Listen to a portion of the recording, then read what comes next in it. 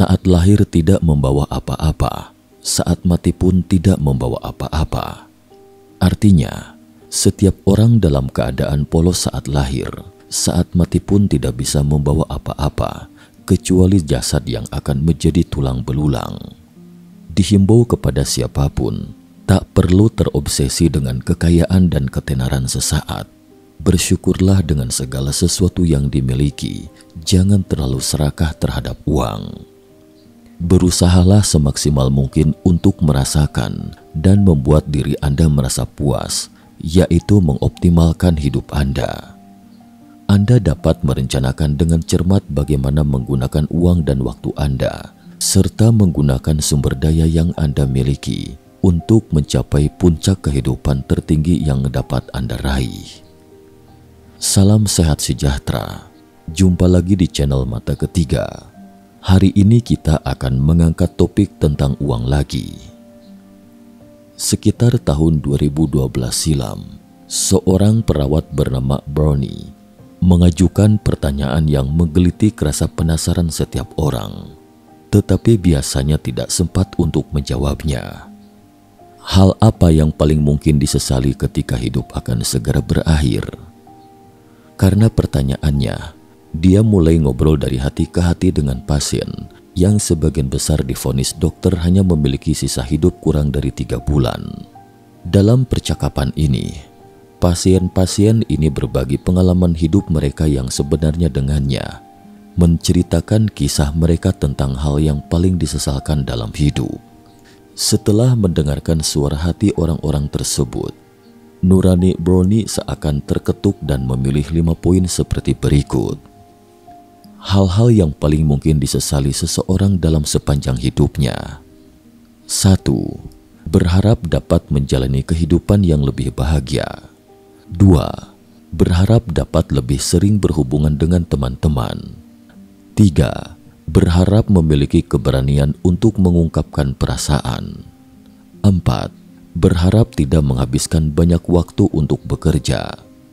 Sementara untuk poin kelima, adalah hal yang paling disesali banyak orang, berharap memiliki keberanian untuk menjalani kehidupan sendiri daripada menjalani kehidupan yang diharapkan orang lain.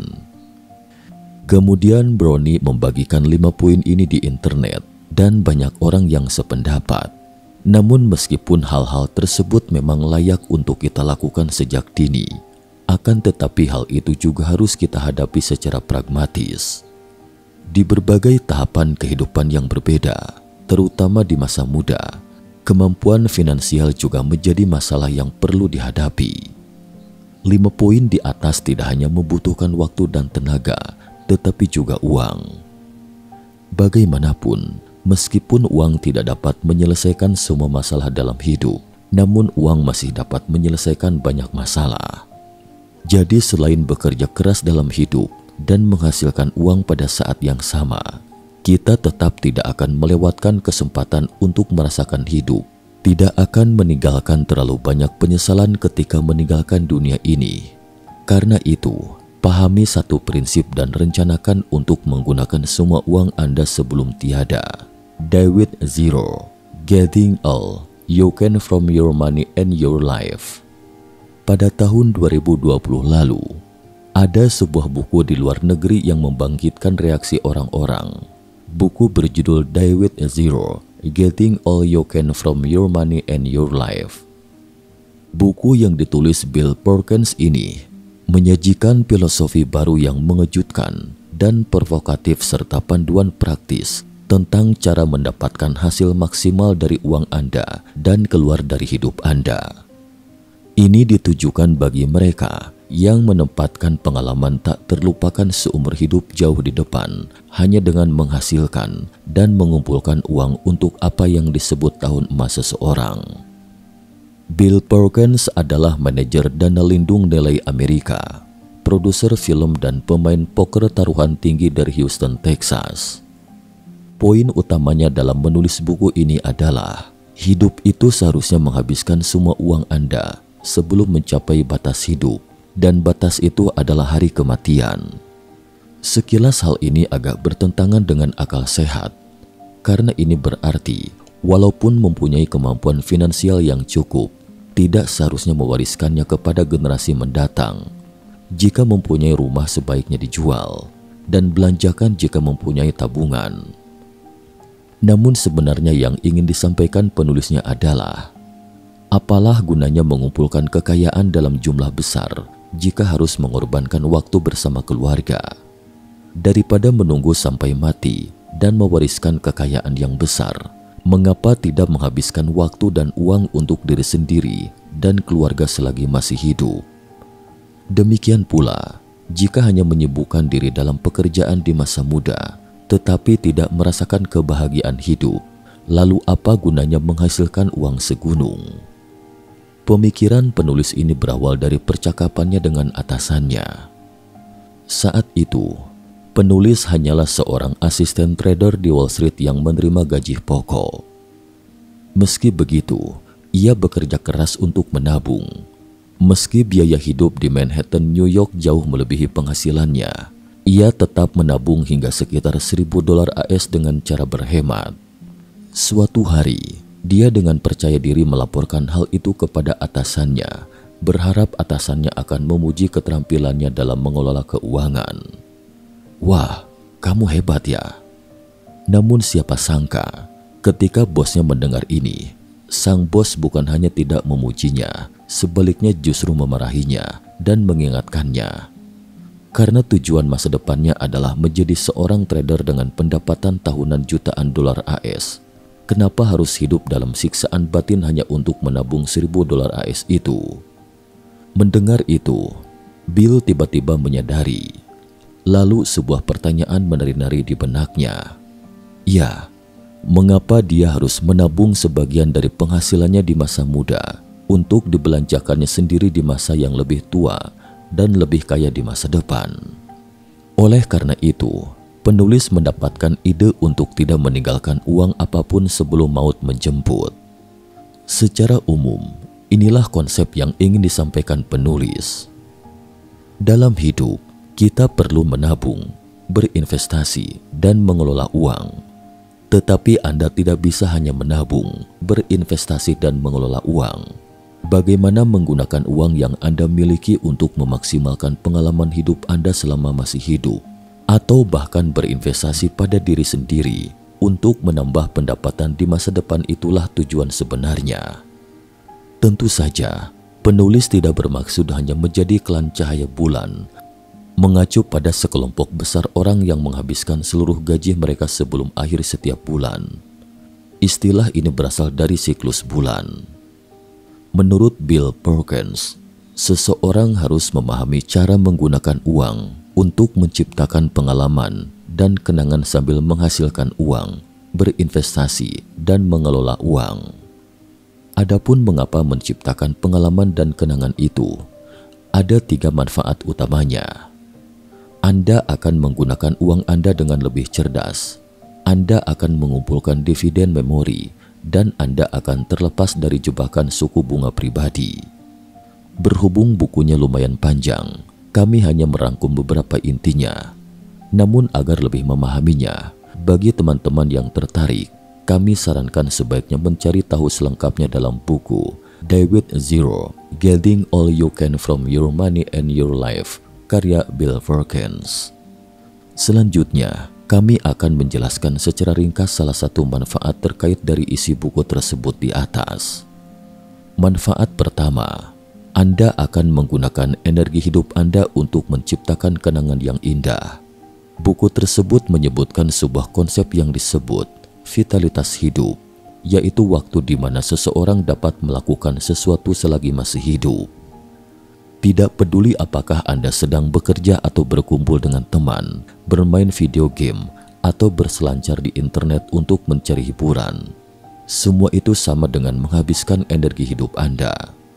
Dengan kata lain, cara Anda mengalokasikan vitalitas hidup itu sama dengan cara Anda mengelola hidup. Satu-satunya hal yang harus kita perhatikan adalah bagaimana mendistribusikan vitalitas hidup kita sebelum ajal adalah cara terbaik.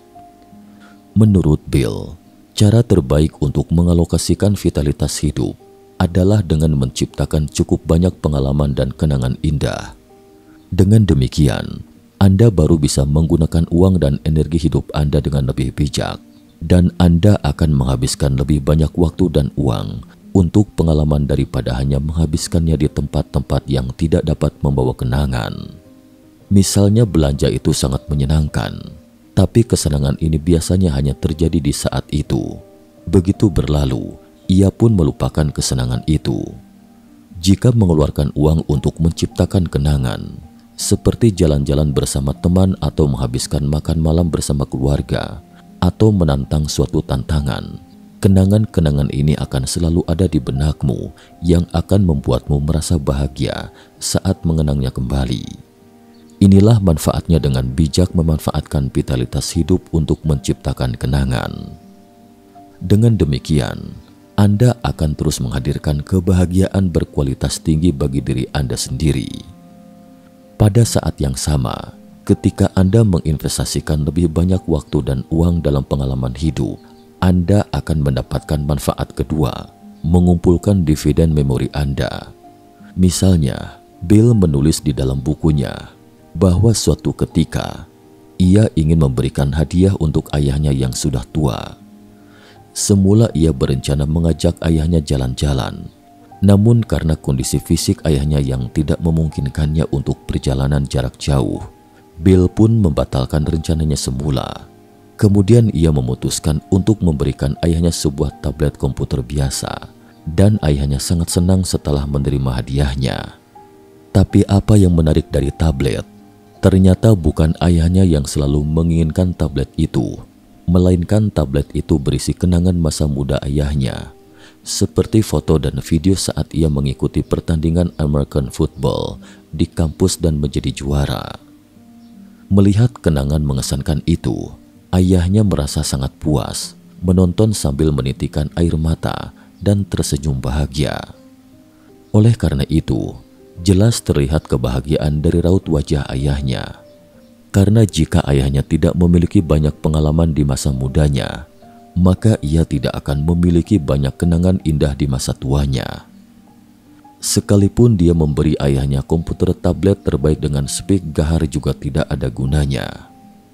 Yang benar-benar membuat tablet itu berharga adalah karena berbagai jejak perjalanan ayahnya yang mengesankan semasa muda itu. Inilah manfaat kedua dari menciptakan kenangan, mengumpulkan dividen memori seumur hidup. Dividen memori seperti berinvestasi di saham yang berkelanjutan. Ketika Anda menciptakan banyak kenangan dalam perjalanan hidup Anda, kenangan-kenangan ini akan memberi Anda kebahagiaan berkelanjutan di masa depan. Jadi penting kiranya untuk menciptakan pengalaman sedini mungkin dalam hidup, karena ia tidak hanya membawa manfaat memori, tetapi juga kenangan-kenangan ini juga akan menjadi makanan rohani kita seiring meningkatnya usia. Jadi secara garis besar, kita kurang lebih dapat memahami penekanan dalam buku ini, yaitu suatu konsep untuk tidak meninggalkan uang sampai setelah tiada. Adapun mengenai warisan, penulis Bill Perkins juga menyebutkan hal ini dalam bukunya. Menurutnya, warisan sebaiknya dibagikan sebelum ajal menjemput dan sebisa mungkin mengalokasikan uang kepada anak-anak selagi masih muda, agar mereka dapat memiliki sejumlah uang dan merasakan hidup selagi mereka masih sehat secara fisik. Namun menurut tim mata ketiga, orang timur dan barat memiliki pandangan yang jauh berbeda dalam hal ini. Jika Anda membutuhkan orang dengan ide berbeda, Anda dapat membaca buku ini lagi. Singkatnya, kami merasa penulis ingin menyampaikan suatu tujuan melalui keseluruhan buku ini.